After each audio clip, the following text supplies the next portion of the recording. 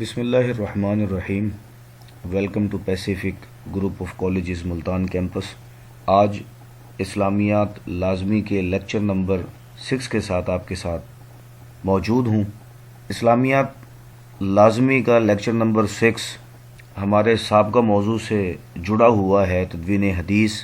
سابقہ لیکچر میں lecture number 5 میں ہم نے تدوین حدیث پڑھا تھا، اور میں نے آپ کو بتایا تھا کہ تدوین حدیث کا جو معنی ہے وہ یہ ہے کہ حدیث کا کتابی صورت کے اندر جمع کیا جانا۔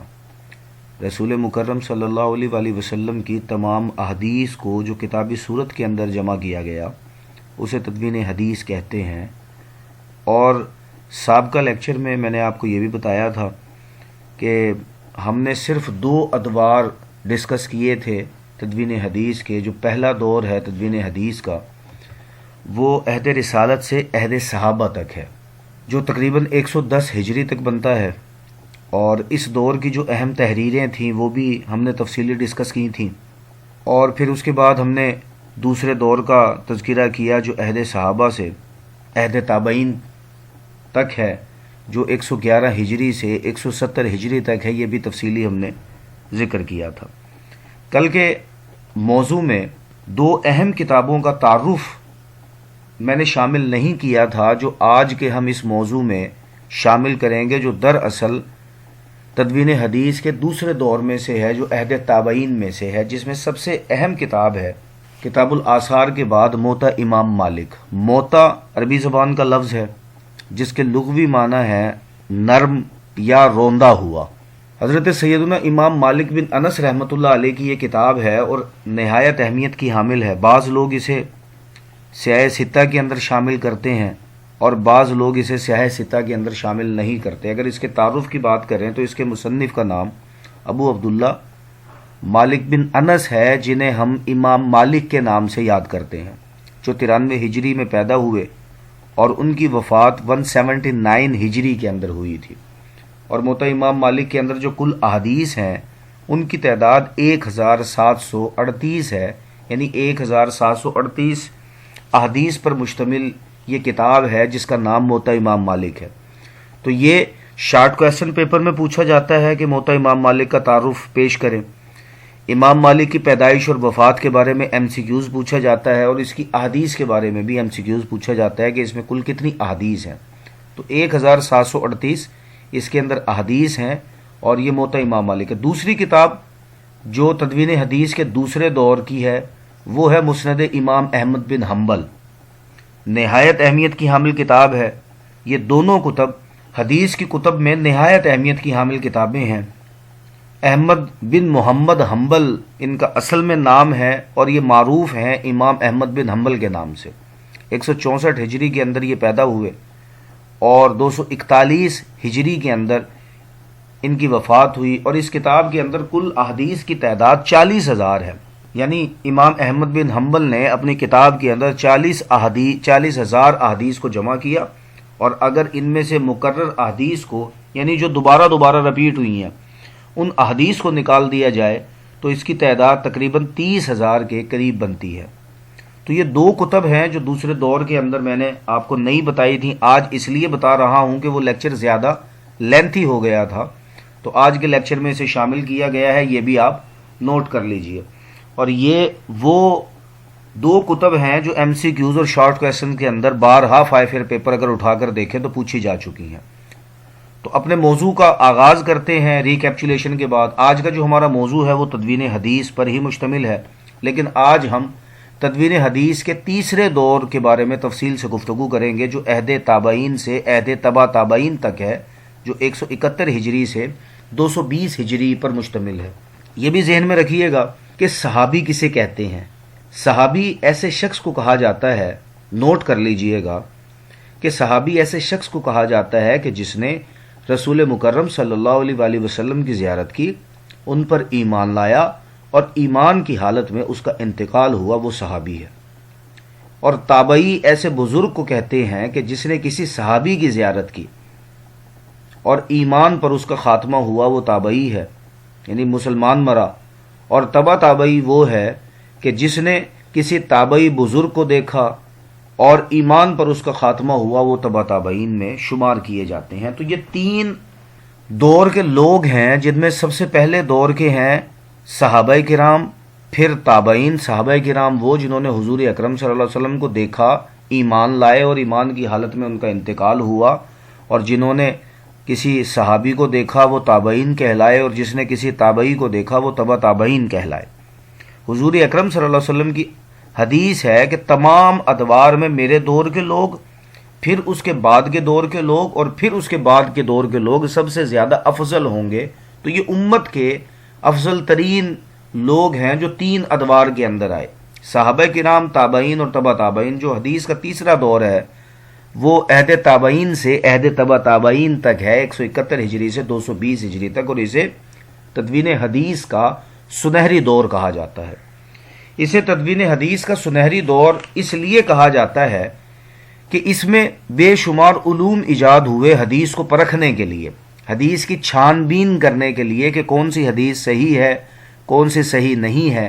تو یہ متعدد علوم ایجاد ہوئے، اور اتنے بڑے بڑے علوم تھے، اور یہ سینکڑوں کی تعداد میں علوم ایجاد ہوئے۔ اور ان علوم میں سے جو آپ کے شارٹ کویسچن میں بارہا شارٹ کویسچن کی صورت میں پوچھے جاتے ہیں، وہ تو 2 ہم یہاں پر ڈسکس کریں گے، جس میں سے سب سے پہلا ہے اسماء الرجال۔ اسماء الرجال پر بات کرنے سے پہلے یہ بات کرنا ضروری ہے کہ علم حدیث کے شعبے کی تکمیل ہوئی تیسرے دور میں، اور محدثین نے احادیث کی تلاش میں اسلامی ریاست کے کونے کونے کی چھان بین کی، احادیث تلاش کی گئی، حدیث کی صحت اور سند کا اہتمام کیا گیا۔ یہ علوم کے ذریعے طے کیا گیا کہ کون سی حدیث کس زمرے کے اندر آتی ہے۔ تمام بکھری ہوئی اور منتشر روایات کو ایک جگہ جمع کیا گیا۔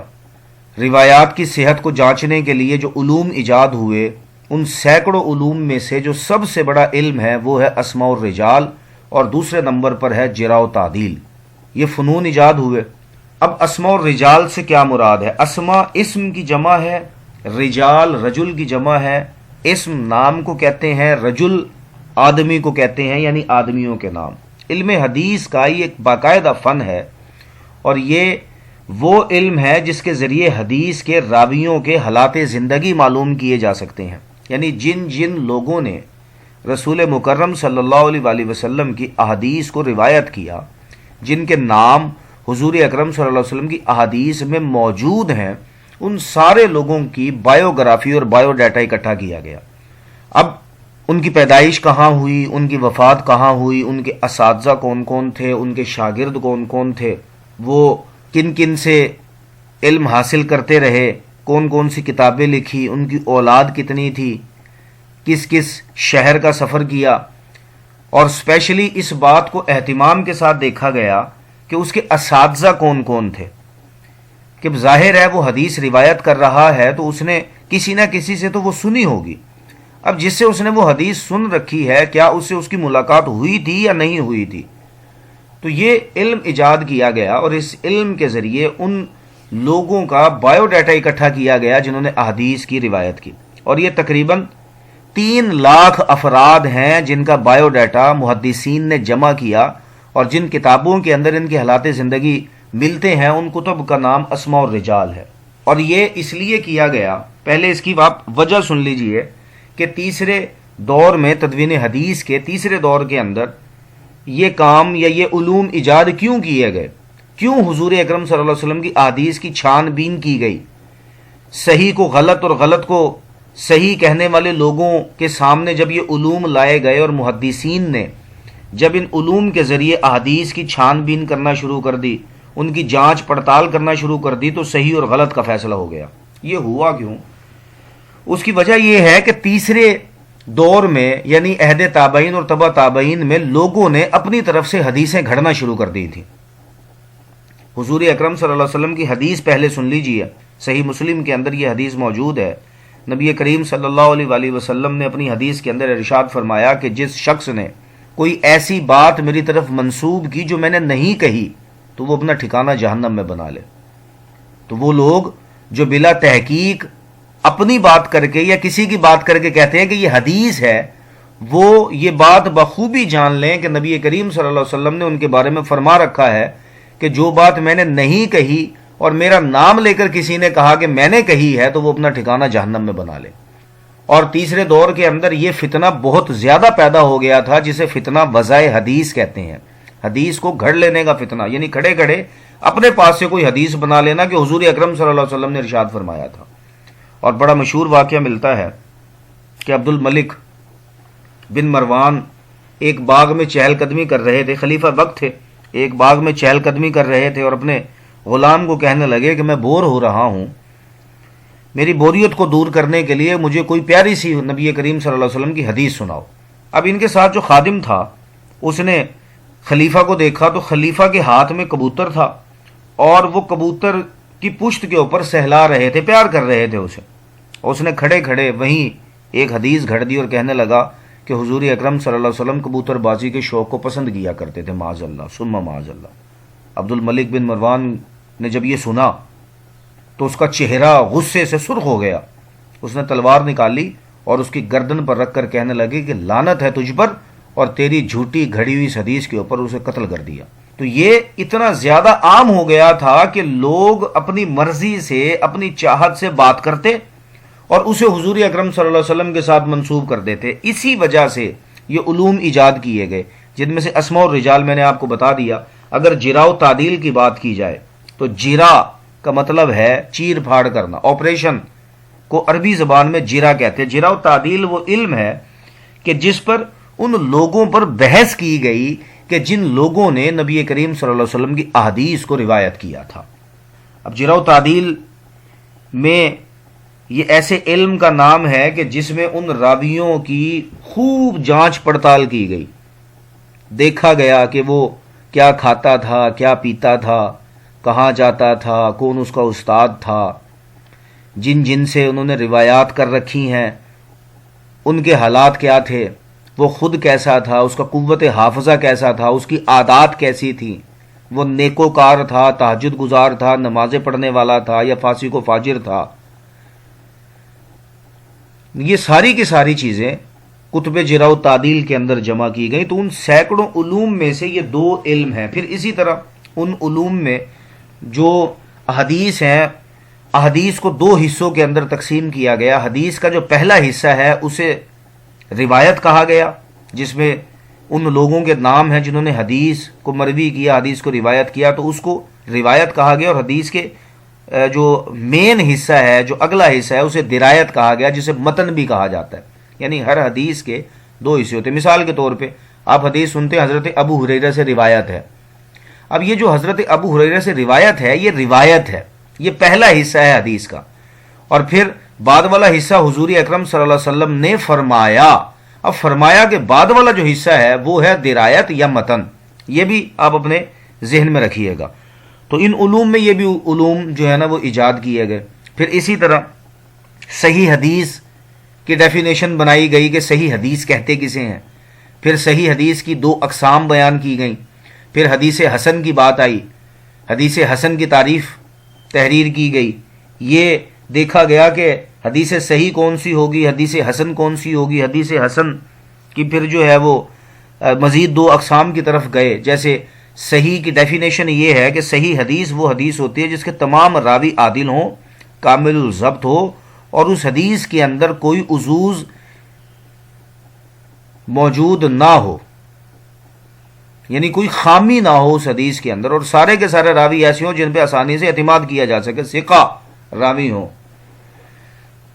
پھر اسی طرح اس کی دو اقسام بیان کی گئی، صحیح لذاتہ، صحیح لغیرہ۔ پھر حدیث حسن کی ڈیفینیشن بیان کی گئی۔ اب چار باتیں ہیں حدیث صحیح کی ڈیفینیشن میں: تمام راوی عادل ہوں، کامل الضبط ہوں، ان کا حافظہ مضبوط ہو، اور اس حدیث کے اندر کوئی شذوذ یا علل موجود نہ ہو۔ اب ان چاروں میں سے کوئی ایک کم ہوئی تو اسے حدیث حسن کہہ دیا گیا کہ یہ حدیث حسن ہے۔ اور پھر اس کی بھی دو اقسام بنائی گئیں، حسن لذاتہ ہی اور حسن لغیرہ ہی۔ پھر ضعیف حدیث تیسری قسم ہے کہ وہ حدیث کہ جس کے راویوں کے اندر کوئی نہ کوئی مسئلہ ہو۔ اب یہ تو ہے روایت کے حوالے سے حدیث کی تقسیم۔ پھر درایت کے حوالے سے الگ ہیں، یہ الگ علوم ایجاد ہوئے۔ خیر یہ موضوع سے ہٹنے کی بات ہے اور یہ آپ کے امتحانی نقطہ نظر سے اہم بات بھی نہیں ہے، یعنی پیپر میں یہ نہیں پوچھی جاتی، اس لیے صرف معلومات کے لیے آپ کو بتا رہا ہوں۔ پھر جو تیسرے دور کے اندر تدوین حدیث کے تیسرے دور میں جو سب سے اہم کارنامہ ہوا وہ کتب سیاہ تھی، سیاہ ستہ کی کتابیں۔ پیپر میں شارٹ کویسچن پوچھا جاتا ہے کہ سیاہ ستہ سے کیا مراد ہے؟ سیاہ ستہ سے مراد احادیث کی وہ 6 صحیح ترین کتابیں ہیں جو تیسرے دور کے اندر مرتب کی گئیں، تیسرے دور کے اندر جمع کی گئیں۔ اور ان کتب کی اگر تعارف کی بات کریں تو سب سے پہلی جو کتاب ہے سیاہ ستہ کی وہ ہے صحیح بخاری۔ اب صحیح بخاری کا نام آپ نے یقیناً سن رکھا ہوگا۔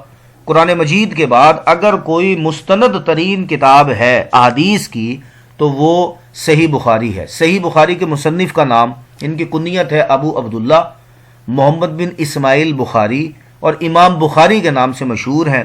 ان کی پیدائش 194 ہجری کے اندر ہوئی اور ان کی وفات 256 ہجری کے اندر ہوئی۔ اب یہ پوری لائن غور سے دیکھیے گا، ان میں ایم سی کیوز اور شارٹ کویسچن پوشیدہ ہے۔ اب صحیح بخاری کے مصنف کا نام کیا ہے؟ ایک ایم سی کیوز۔ امام بخاری کا اصل نام کیا ہے؟ دوسرا ایم سی کیوز۔ امام بخاری کی کنیت کیا ہے؟ تیسرا ایم سی کیوز۔ اچھا، امام بخاری کب پیدا ہوئے؟ چوتھا ایم سی کیوز۔ امام بخاری کی وفات کب ہوئی؟ پانچواں ایم سی کیوز۔ یعنی اس لائن کے اندر اندر جو یہ آپ کے سامنے موجود ہے 5 ایم سی کیوز ہیں، تو نوٹ کر لیجئے گا۔ یہ 5 ایم سی کیوز وہ میں نے آپ کو بتایا جو پیپر میں آ چکے ہیں، اور پھر اس کی اگر کل احادیث کی بات کریں تو ٹوٹل اس کے اندر احادیث 7397 ہیں، اور اگر اس میں مکرر احادیث کو نکال دیا جائے جو بار بار رپیٹ ہوئی ہیں تو ان کو نکالنے کے بعد اس کی تعداد کم ہو جاتی ہے۔ اچھا، اسی طرح جو باقی کتب کا میں تعارف آپ کے سامنے پیش کروں گا، تو کتاب کے نام کے بعد کی جو لائن ہے اسے آپ زبانی یاد کریں کہ 4 سے 5 ایم سی کیوز اس ایک لائن کے اندر پوشیدہ ہیں، جیسے میں ابھی بتا رہا۔ تو دوسری کتاب صحیح مسلم ہے سیاہ ستہ کی، اور صحیح مسلم کے مصنف کا نام ہے ابو الحسین محمد بن مسلم بن حجاج کشیری نشیا پوری، جنہیں ہم امام مسلم کے نام سے جانتے ہیں۔ 204 ہجری کے اندر یہ پیدا ہوئے۔ اب ان کی پیدائش کے حوالے سے اختلاف ہے، بعض لوگ کہتے ہیں 206 ہجری کے اندر پیدا ہوئے، لیکن صحیح ترین روایت کے مطابق امام مسلم کی پیدائش 204 ہجری کے اندر ہوئی اور ان کی وفات 261 ہجری کے اندر ہوئی۔ اہم ترین کتاب ہے صحیح بخاری کے بعد صحیح مسلم، اور اس میں کل احادیث کی تعداد 7276 ہے، یعنی 7276 کل احادیث ہے صحیح مسلم کی کتاب کے اندر، اور اگر اس میں سے مکرر احادیث کو نکال دیا جائے تو اس کی تعداد بھی کم ہو جاتی ہے۔ تیسری کتاب پر بات کرنے سے پہلے یہ شارٹ کویسچن آپ کے سامنے لکھا ہوا ہے صحیح ہین، بڑا اہم شارٹ کویسچن ہے، امتحانی نقطہ نظر سے بارہا پیپر میں پوچھا جا چکا ہے کہ صحیح ہین سے کیا مراد ہے۔ تو صحیح ہین دراصل ان دونوں کتابوں کو کہا جاتا ہے، صحیح بخاری اور صحیح مسلم جو کتابیں ہیں ان دونوں کتابوں کو صحیح ہین کہتے ہیں۔ اور ایک اور شارٹ کویسچن پیپر میں پوچھا جاتا ہے کہ متفق علیہ سے کیا مراد ہے؟ متفق علیہ ایسی حدیث کو کہا جاتا ہے جو صحیح بخاری میں بھی ملتی ہو اور صحیح مسلم میں بھی ملتی ہو، یعنی دونوں کتب کے اندر صحیح ہین کی دونوں کتابوں کے اندر جو حدیث کامن آئے گی، جو دونوں کتابوں کے اندر موجود ہوگی، اس حدیث کو متفق علیہ کہتے ہیں۔ اب جب احادیث کو پڑھتے ہیں تو بریکٹ کے اندر لاسٹ میں لکھا ہوا ہوتا ہے متفق علیہ۔ اب متفق علیہ کا مطلب یہ ہے کہ یہ حدیث صحیح بخاری میں بھی ہے اور صحیح مسلم میں بھی ہے۔ تیسری جو کتاب ہے وہ ہے جامع ترمذی، ان کے مصنف کا نام ہے ابو عیسیٰ محمد بن عیسیٰ ترمذی، جو معروف ہے ہمارے ہاں امام ترمذی کے نام سے۔ ان کی پیدائش 205 ہجری میں ہوئی اور ان کی وفات 279 ہجری کے اندر ہوئی۔ اور جامع ترمذی کی جو کل احادیث ہے ان کی تعداد 3956 ہے، 3956 احادیث پر یہ مشتمل ہے، اور یہ سیاہ ستہ کی تیسری کتاب ہے۔ پھر چوتھی کتاب سیاہ ستہ کی ہے سنن ابی داود۔ یہ سنن، صحیح، جامع، یہ احادیث کی جو کتب ہیں یہ ان کی اقسام ہے۔ اب صحیح حدیث کی ڈیفینیشن آپ کو بتا چکا، جامع حدیث کی اس کتاب کو کہتے ہیں جو پچھلی سلائیڈ کے اوپر میں نے آپ کے سامنے بیان کی کہ جامع اس حدیث کی کتاب کو کہتے ہیں کہ جس کے اندر 8 ابواب پر مشتمل احادیث موجود ہوں۔ اب اس کی وضاحت کے لیے آپ گوگل استعمال کر سکتے ہیں، انٹرنیٹ سے دیکھ سکتے ہیں۔ پھر اسی طرح سنن ہے، سنن کے بارے میں بھی مزید معلومات اور وضاحت کے لیے آپ گوگل کا استعمال کر سکتے ہیں۔ گوگل میں آپ سنن ابی داود لکھیں تو اس کا سارا جو تعارف ہے اور مصنف کا تعارف ہے یہ آپ کے سامنے کھل جائے گا. تو اس کے مصنف کا نام ہے ابو داود سلیمان بن اشس، جنہیں امام ابو داود کے نام سے ہم جانتے ہیں. ان کی پیدائش 202 ہجری میں ہوئی اور وفات 275 ہجری کے اندر ہوئی. تو یہ چوتھی کتاب ہے سیاہ ستہ کی، اور اس کی کل احادیث کی جو تعداد ہے وہ 4800 ہے، یعنی 4800 احادیث اس کتاب کے اندر موجود ہیں. سیاہ ستہ کی جو پانچویں کتاب ہے وہ ہے سنن ابن ماجہ، اور اس کے مصنف کا نام ہے ابو عبداللہ محمد بن یزید ابن ماجہ یا بن ماجہ، جنہیں ہم امام ابن ماجہ کے نام سے جانتے ہیں. ان کی پیدائش 209 ہجری کے اندر ہوئی اور وفات 273 ہجری کے اندر ہوئی. اور اس میں جو کل احادیث ہیں اس کتاب کے اندر وہ 4000 کے قریب ہے. جو چھٹی کتاب ہے سیاہ ستہ کی اس کا نام ہے سنن النسائی، آخری کتاب ہے سیاہ ستہ کی، اور اس کے مصنف ہیں ابو عبد الرحمن احمد بن شعیب النسائی، جنہیں امام نسائی کے نام سے ہم جانتے ہیں. اور ان کی پیدائش 215 ہجری میں ہوئی اور وفات 303 ہجری کے اندر ہوئی. اس آخری کتاب سنن النسائی کی کل احادیث کی تعداد 5270 ہے. تو یہ وہ 6 کتابیں ہیں جو اس سیاہ ستہ کے اندر آتی ہیں. الگ الگ MCQs، شارٹ کویسچنز بے شمار اس میں سے پوچھے جاتے ہیں. اسی وجہ سے ایک ایک لائن کے اندر کوشش یہ کی گئی ہے کہ 4 سے 5 MCQs آپ کے کلیئر ہو جائیں، جو میں ابھی آپ کو بتا چکا. ان کے نام کا، سنن النسائی کس کی تصنیف ہے، کس نام سے معروف ہیں، ان کی پیدائش کب ہوئی، وفات کب ہوئی، اور کل احادیث کی تعداد، یہ تقریباً 4 سے 6 MCQs بنتے ہیں جنہیں آپ یاد کر لیں گے. پھر مزید جو کام ہوا تیسرے دور کے اندر تدوین حدیث کے، وہ یہ ہے کہ اصول اربعہ پر کام ہوا. اصول اربعہ اہل تشیع کی جو شیعہ حضرات ہیں ان کی احادیث کی 4 کتب کو کہا جاتا ہے، اور یہ نہایت اہمیت کا حامل شارٹ کویسچن ہے کہ اصول اربعہ سے کیا مراد ہے. اصول اربعہ سے مراد احادیث کی وہ 4 کتابیں ہیں جو فقہ جعفریہ سے متعلق ہیں. ان میں سے جو سب سے پہلی کتاب ہے اس کا نام ہے الکافی، اور اس کے مصنف کا نام ہے ابو جعفر محمد بن یعقوب الکلینی، اور ان کی وفات ہوئی 339 ہجری کے اندر. یہ متوفا بھی پڑھا جاتا ہے، متوفی بھی پڑھا جاتا ہے. اس کا مطلب یہ ہے کہ یہ 339 ہجری کے اندر ان کا وصال ہوا، ان کی وفات ہوئی. دوسری کتاب ہے اصول اربعہ میں من لا یحضر الفقی یا من لا یحضر منہ الفقی، ابو جعفر محمد بن علی بابویہ کمی کی یہ کتاب ہے، جن کی وفات 381 ہجری کے اندر ہوئی. اصول اربعہ کی جو تیسری کتاب ہے اس کا نام ہے الاستبصار، جس کے مصنف ہیں ابو جعفر محمد بن الحسن الطوسی، 460 ہجری کے اندر ان کا وصال ہوا. اور جو چوتھی کتاب ہے وہ تہذیب الاحکام ہے، جو ابو جعفر محمد بن الحسن الطوسی کی ہی ہے، جن کی وفات میں نے ابھی آپ کو بتایا کہ 460 ہجری کے اندر ہوئی. تو یہ 4 کتابیں ہیں. یہ بھی الگ الگ MCQs میں پوچھا جاتا ہے کہ الکافی کے مصنف کا نام کیا ہے، یا ابو جعفر محمد بن یعقوب الکلینی کی کتاب کا نام کیا ہے. یہ شارٹ کویسچن بھی پوچھا جاتا ہے، تو یہ بھی اہمیت کا حامل سوال ہے. تو مجھے امید ہے کہ آج کا لیکچر آپ کو اچھے انداز سے سمجھ میں آ گیا ہوگا.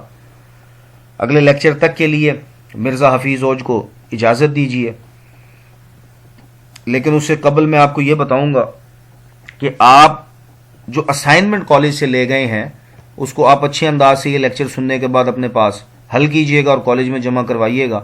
شارٹ کویسچنز کچھ ہیں جو آپ نے کرنے ہیں، جس میں سب سے پہلا ہے کہ تدوین حدیث کا تیسرا دور کب سے کب تک ہے. دوسرا ہے کہ اسماء الرجال سے کیا مراد ہے. تیسرا سوال ہے جرح و تعدیل سے کیا مراد ہے. چوتھا سوال ہے کہ سیاہ ستہ سے کیا مراد ہے. پانچواں تدوین حدیث کے تیسرے دور کو سنہری دور کیوں کہا جاتا ہے. اس بات کی وضاحت بھی میں دوران لیکچر کر چکا ہوں. اصول اربعہ سے کیا مراد ہے، اور سوال نمبر 7 ہے صحیحین سے کیا مراد ہے. سوال نمبر 8 ہے متفق علیہ کسے کہتے ہیں. اور اسی سوال کو آپ تدوین حدیث کے تیسرے دور کو تفصیلی انداز میں اپنے پاس کریں گے. اگلے لیکچر تک کے لیے اجازت دیجیے. اللہ آپ کا حامی و ناصر ہو. اللہ حافظ. السلام علیکم.